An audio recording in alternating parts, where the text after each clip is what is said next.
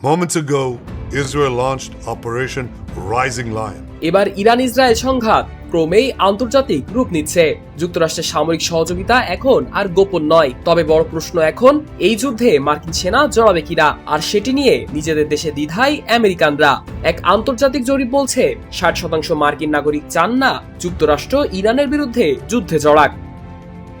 জরিপটি পরিচালনা করেছে যুক্তরাজ্য ভিত্তিক গবেষণা সংস্থা ইউগভ। তাদের তথ্য অনুযায়ী মাত্র 16% আমেরিকান এই যুদ্ধে যুক্তরাষ্ট্রের সরাসরি অংশগ্রহণের পক্ষে, অন্যদিকে 24% সিদ্ধান্তহীন।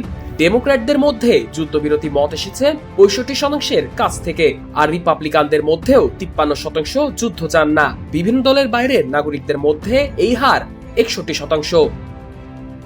এমন অবস্থায় সামাজিক যোগাযোগ মাধ্যমে আরও উস্কানিমূলক বার্তা দিয়েছেন মার্কিন প্রেসিডেন্ট ডোনাল্ড ট্রাম্প। নিজের ট্রুথ সোশ্যাল অ্যাকাউন্টে তিনি দাবি করেন ইরানের সর্বোচ্চ নেতা আয়াতুল্লাহ খামেনির অবস্থান তারা শনাক্ত করেছেন। ট্রাম্প লেখেন, তিনি একটি সহজ লক্ষ্যবস্তু, কিন্তু আমরা এখনই তাকে হত্যা করছি না।